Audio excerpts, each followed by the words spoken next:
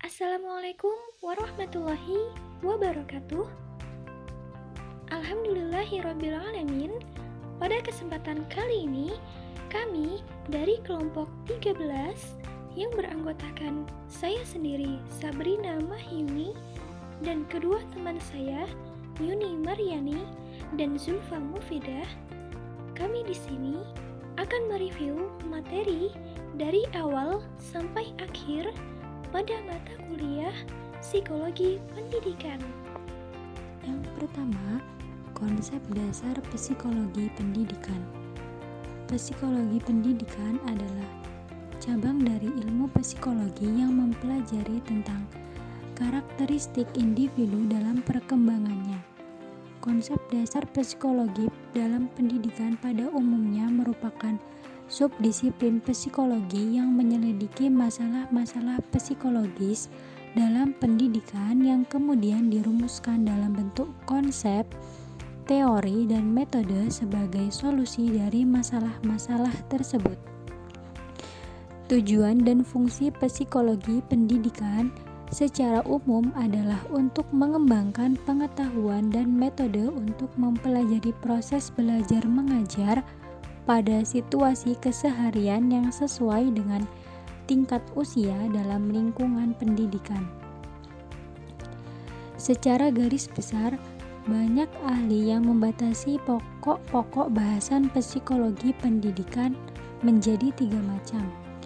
Yang pertama, pokok bahasan mengenai belajar. Yang kedua, pokok bahasan mengenai proses belajar. Dan yang ketiga, pokok bahasan mengenai situasi belajar. Selanjutnya yaitu belajar dan prinsip pembelajaran. Belajar adalah suatu aktivitas yang sengaja dilakukan oleh individu agar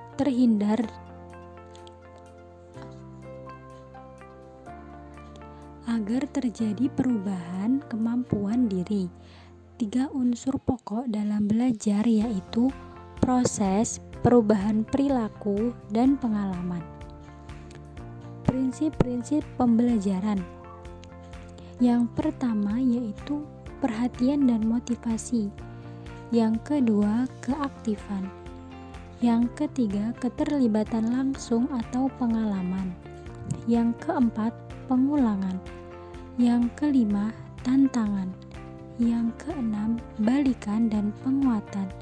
Dan yang ketujuh yaitu perbedaan individu.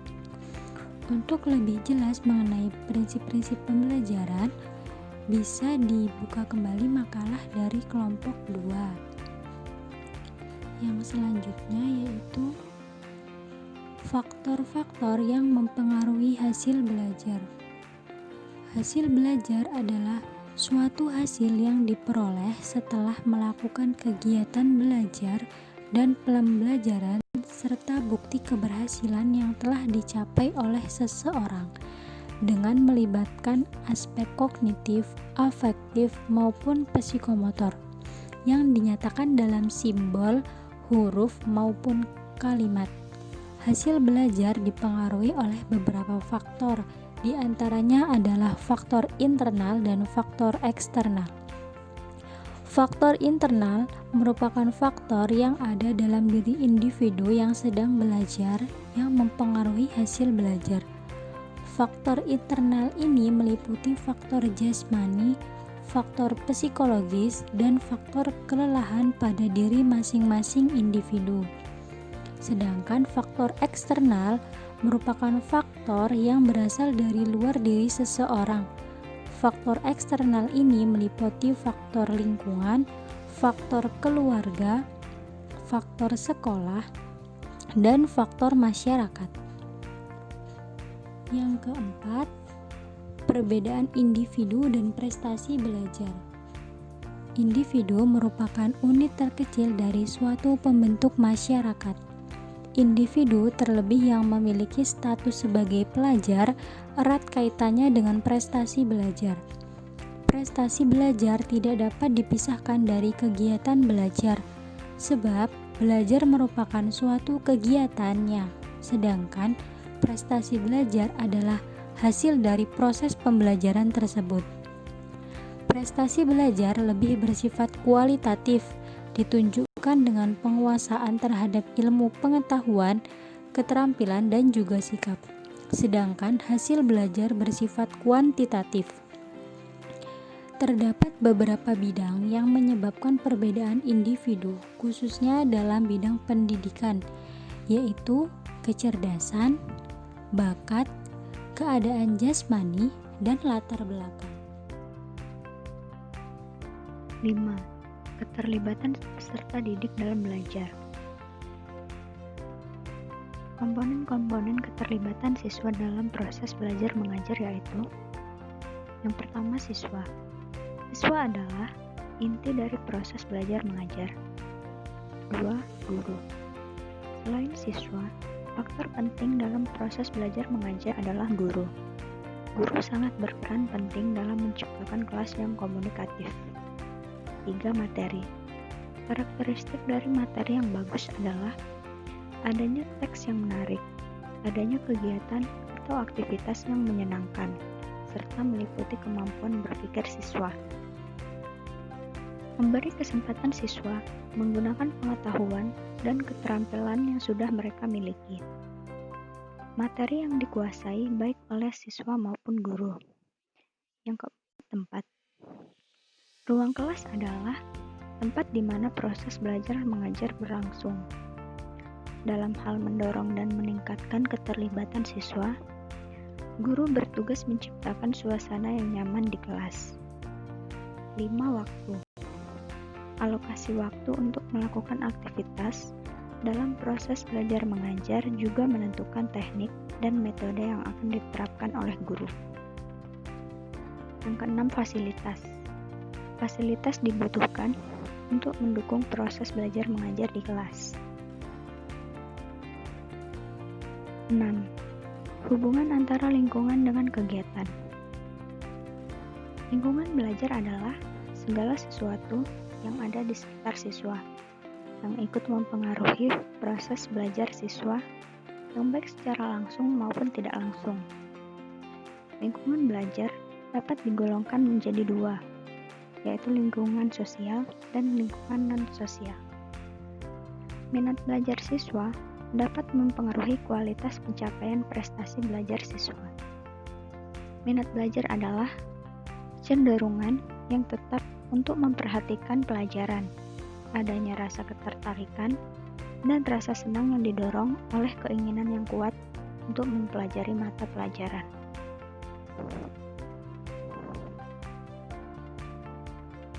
Tujuh, hubungan antara lingkungan dan hasil belajar. Lingkungan belajar siswa mempunyai peranan penting dalam proses belajar mengajar, di mana kondisi lingkungan belajar yang baik akan menumbuhkan semangat siswa untuk mencapai hasil belajar yang lebih baik. Siswa yang merasa senang dengan suasana lingkungan belajarnya akan mempunyai semangat belajar yang lebih tinggi. Dengan demikian, perasaan siswa akan menjadi energi dalam belajar. Sebagaimana dapat dikatakan bahwa lingkungan belajar yang baik akan menimbulkan kegairahan siswa dalam belajar. Hal ini tentu saja akan meningkatkan pencapaian hasil belajar siswa. Berdasarkan uraian di atas, secara garis besar dapat dikatakan bahwa lingkungan belajar mempunyai hubungan yang erat dengan hasil belajar siswa.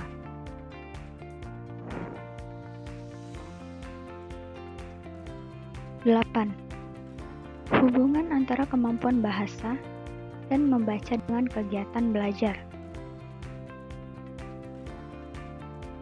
Dalam berbahasa, ada 4 keterampilan utama, yaitu keterampilan menyimak, berbicara, membaca, dan menulis. Berikut adalah hubungan dari keterampilan tersebut. Yang pertama, hubungan antara keterampilan berbicara dengan keterampilan menyimak. Keterampilan menyimak merupakan dasar untuk belajar bahasa, sedangkan keterampilan berbicara perlu menggunakan bahasa. Jadi, keterampilan menyimak pasti didapatkan terlebih dahulu daripada keterampilan berbicara. Yang kedua, hubungan antara keterampilan menyimak dengan keterampilan menulis. Siswa harus memiliki kemampuan menyimak yang baik agar dapat menuliskan simbolnya secara tepat. Yang ketiga, hubungan antara keterampilan menyimak dengan keterampilan membaca. Keterampilan menyimak tentunya muncul lebih dahulu daripada keterampilan membaca. Yang keempat, hubungan antara keterampilan berbicara dengan keterampilan membaca. Keterampilan berbicara memiliki kaitan yang sangat erat dengan keterampilan membaca. Semakin banyak yang membaca, tentunya semakin banyak pengetahuan atau informasi yang diperolehnya. Membaca juga meningkatkan keterampilan yang berpikir logis, analitis, dan sistematis. Yang kelima, hubungan antara keterampilan berbicara dengan menulis. Berbicara adalah bentuk komunikasi langsung, sedangkan menulis merupakan bentuk komunikasi tidak langsung. Berbicara bisa direncanakan dengan menuliskan apa yang akan terlebih dahulu. Sedangkan ketika menulis, penulis bisa memilih kata-kata, urutan, dan materi terbaik untuk tulisannya. Yang keenam, hubungan antara keterampilan membaca dan keterampilan menulis. Tidak dapat dipungkiri, hubungan antara keterampilan membaca dan menulis sangat erat. Satu dari keterampilan ini dapat meningkatkan keterampilan lainnya, dan begitu juga sebaliknya. Keduanya sama-sama merupakan keterampilan yang berhubungan dengan tulisan. Materi yang ke-9 yaitu penyimpangan perilaku, pemecahan masalah perilaku dalam konsep pendidikan khusus.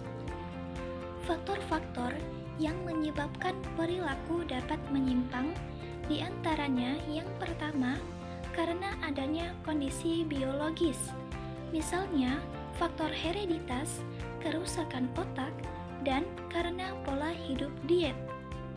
Yang kedua, karena adanya kondisi psikologis. Biasanya, kondisi ini berasal dari lingkungan keluarga, masyarakat, dan individu itu sendiri. Yang ketiga, karena tidak adanya norma atau aturan yang bersifat mutlak yang bisa digunakan untuk menentukan benar tidaknya perilaku seseorang sepanjang waktu. Contoh-contoh perilaku yang menyimpang, di antaranya yang pertama, penyalahgunaan narkotika, yang kedua, perkelahian pelajar, yang ketiga, hubungan seksual di luar nikah, yang keempat, tindakan kriminal dan kejahatan, yang kelima, tindakan sadisme terhadap anak. Pemecahan masalah perilaku menyimpang, di antaranya yang pertama, adanya usaha yang bersifat preventif, dilakukan dengan tujuan untuk mencegah agar tingkah laku menyimpang itu tidak timbul. Yang kedua, adanya usaha yang bersifat kuratif, dengan tujuan pengentasan agar kenakalan tidak meluas dan merugikan masyarakat. Yang ketiga, adanya usaha pembinaan, yaitu pembinaan terhadap anak didik yang tidak melakukan kenakalan maupun yang sudah mengalami tingkah laku menyimpang. Materi yang ke-10 yaitu interaksi komunikasi guru dengan siswa di dalam dan luar kelas. Interaksi dalam proses pembelajaran merupakan interaksi yang berlangsung dalam suatu ikatan untuk tujuan pendidikan dan pengajaran. Bentuk interaksi guru dengan siswa di dalam kelas yang pertama, komunikasi sebagai aksi atau komunikasi satu arah.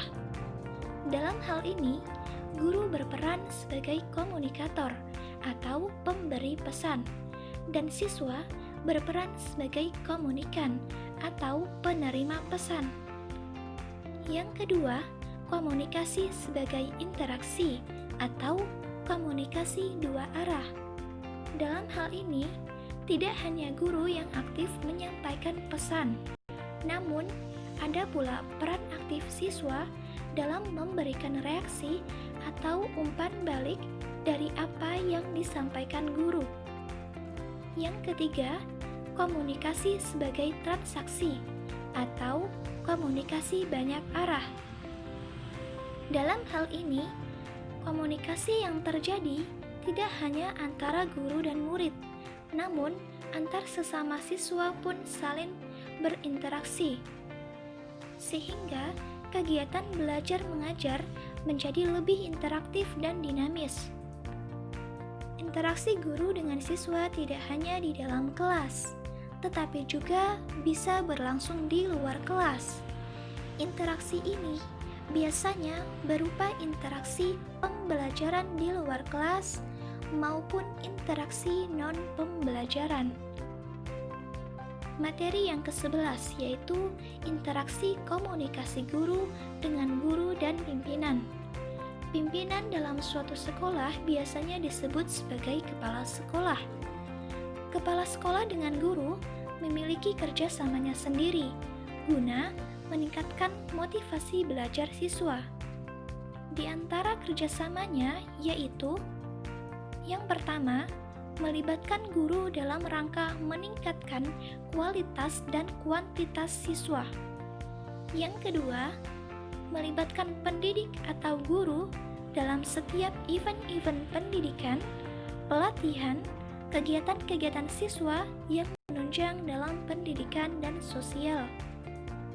Yang ketiga, melibatkan guru mata pelajaran untuk peningkatan kemampuan dalam pendidikan atau pengajaran seperti seminar, MGMP, musyawarah gugus, dan pelatihan pengajaran.